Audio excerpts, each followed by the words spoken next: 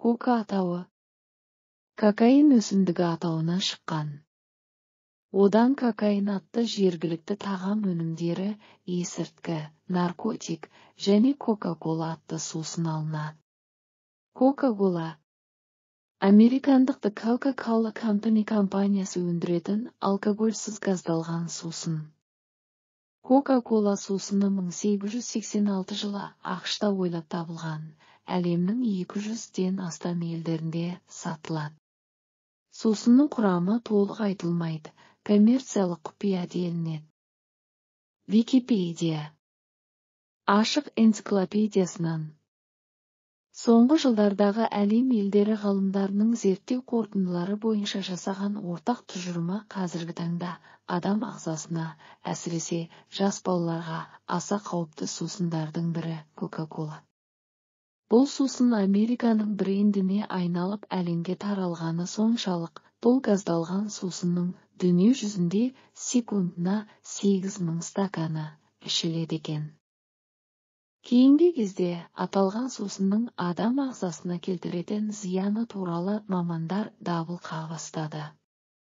Таяуда Coca-Cola компаниясы өз сусынның жасалу құпиясын ашуға мәжбүр болғаннан кейін мұндай күдіктер тіпті күшейді. Компания өкілдерінің айтуынша сусынның негізгі құпиясы кошенил құртынан алынатын азық-түлік қоспада екен. Әдетте оның құрамына қант, кока ағашының жаңғағы, фосфор қышқылы, кофеин, карамель, көмір қышқылы қосылады деп көрсетілетін. Енді өндірушілер сусынның түсін өзгертетін бояу ретінде қолданылатын кошенил құртының еш зияны жоқ деп елді сендіруге тырысуда. Дегенмен Кока-Коланың адам ағзасына келтірер залалы күннен күнге дәлелденіп отыр. Егер жүргізілген тәжірибелерге сүйенсек, бір стакан Кока-Колаға салынған кесеге біраз уақыттан кейін бүрісіп, кішірейіп кетеді екен.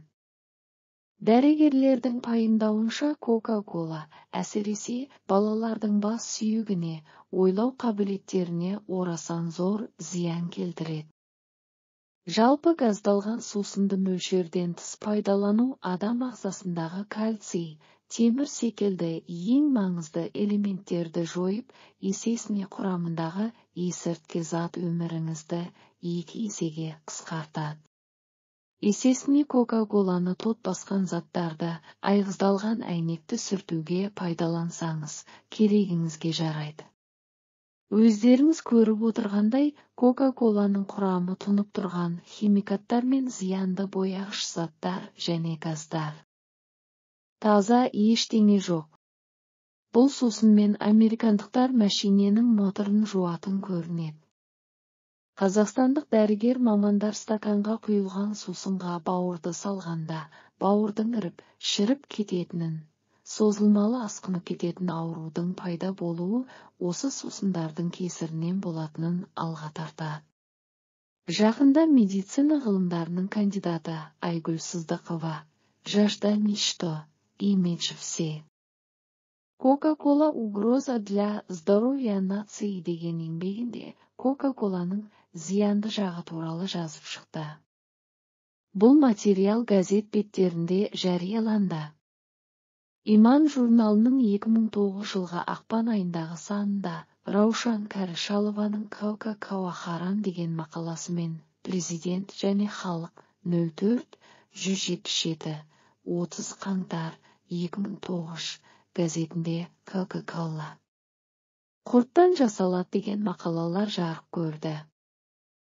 Онда сусын құрамында доңыздың ішек майының пайдаланылатыны туралы ағылшын тілінде мәліметтердің бар екендігі айтылған.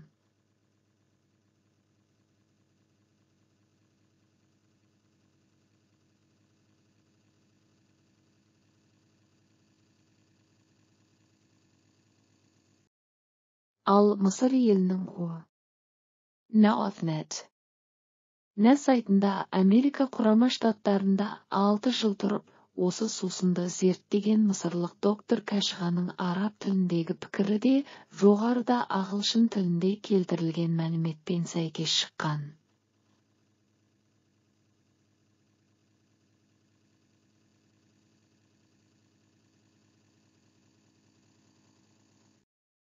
Атап өтер тағы бір жайт, бұл сусынның құрамымен бірдей пепси-кола, сонымен қатар құрамында лимон қышқылы бар коллекциялық шарап, сыра, жүзім шырыны, апельсин.